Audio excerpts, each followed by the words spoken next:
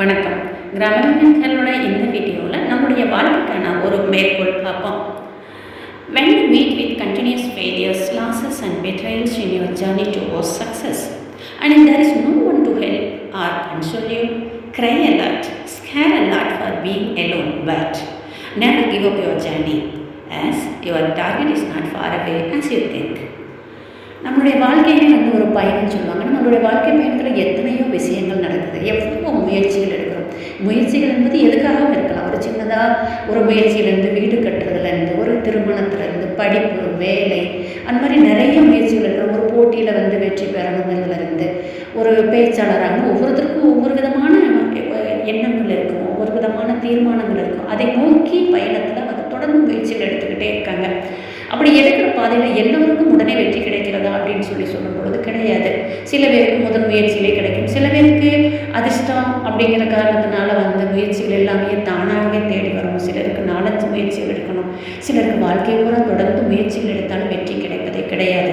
அதற்கு பதிலாக வாழ்க்கையில் இழப்புகளும் தோல்விகளும் துரோகங்களும் அவங்க ஃபேஸ் பண்ணுற மாதிரி ஆயிடுது. அப்போ அவங்களுக்கெல்லாம் வெற்றி என்பது எழுதப்படாத ஒரு பொருளா, எழுதப்படாத ஒரு விஷயமா அப்படின்னா நிச்சயமாக கிடையவே கிடையாது. எல்லோருக்கும் எல்லாமே உண்டு. என்னன்னா அவங்களுக்கு சீக்கிரம் கிடைக்கிது, நம்மளுக்கு லேட்டாக கிடைக்கலாம். நான் ஹார்ட் ஒர்க் நெவர் ஃபெயில்ஸ், முயற்சி திரும்பியாக்குன்னு சொல்லுவாங்க. கடின உழைப்பு என்றைக்குமே தோற்று போவதில்லை. உண்மை என்பது ஒரு நாள் நிச்சயம் வெல்லும். அதனால் நீங்கள் தொடர்ந்து முயற்சி பண்ணணும். அப்போ நம்ம தொடர்ந்து தோல்விகள் வரும்போது என்ன பண்ணுறோம்னு சொன்னால் முயற்சியை நம்ம கைவிட்டுறோம். அப்போ தோல்விகள் வரும்போது அதை தூக்கி எரிச்சிட்டு அடுத்தடுத்து போய்கிட்டே இருங்க அப்படின்னு சொல்லும்போது எல்லோருக்கும் அந்த மாதிரி மனம் இருக்குதானே? இல்லை. சில மனம் இலகுவானவர்கள் என்ன பண்ணுறாங்கன்னா தோல்விகள் தொடர்ந்து வரும்பொழுது துவண்டு போயிடுறாங்க. அப்படி துவண்டு போகிறதே தப்பே கிடையாது. அடுத்தவங்க முன்னாடி நீ ஆள வேண்டாம். உன்னுடைய தோல்விகளை இணைத்து மனதுக்குள்ள போட்டு புழுங்காமல் நிறைய ஆளுங்க.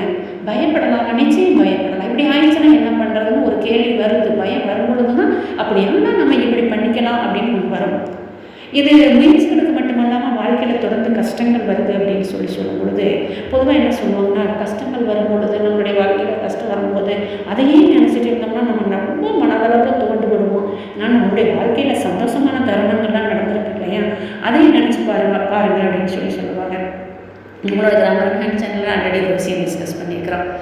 அப்படி சொல்லும் பொழுது சிலருக்கு எப்படி இருக்குன்னு கேட்டிங்கன்னா, திரும்பி பார்த்தா இதை நினச்சி இந்த கஷ்டத்தை மறக்கிற அளவுக்கு அவங்க வாழ்க்கையில் எந்த விதமான சந்தோஷங்களுமே இருந்திருக்காது.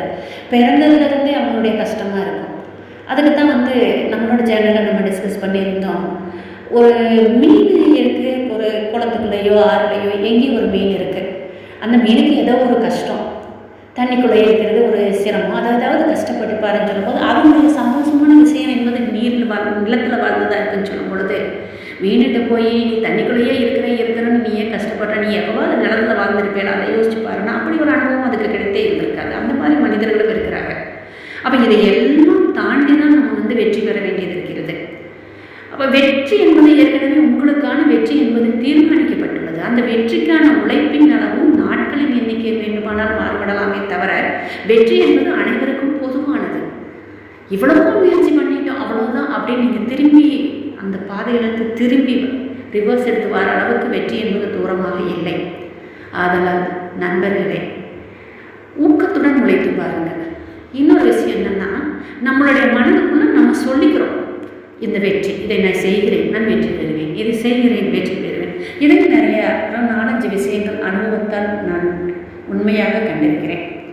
அதுக்காக சொல்கிறேன் நானே மற்றவங்களாம் சொல்லும் பொழுது நான் நினைப்பேன், அதை எப்படி நான் பாஸ் பண்ணிடுவேன்னா இப்போ பாஸ் பண்ணிடுவேன்னு சும்மா இருக்கிறதில்ல. அதுக்கான முயற்சிகளையும் எடுத்துக்கொண்டு அதை நம்ம சொல்லும் பொழுது நமக்கு நம்மளையும் அதிகமாக நமக்கு ஒரு வலிமையை தெரிகிறது. அந்த வலிமை ஒரு உந்து சக்தியை தெரிகிறது. அந்த உந்து சக்தி நம்மை வெற்றியை நோக்கி வேகமாக அழைத்து செல்கிறது. மனம் தளராதீர்கள், மனம் கலங்குங்கள். கலங்கிய மனதை தெளிவாக்கி கொண்டு அடுத்து என்ன செய்யலாம் என்று தொடர்ந்து உழைத்து பாருங்கள். வெற்றி உங்களுடையது. வாழ்த்துக்கள்.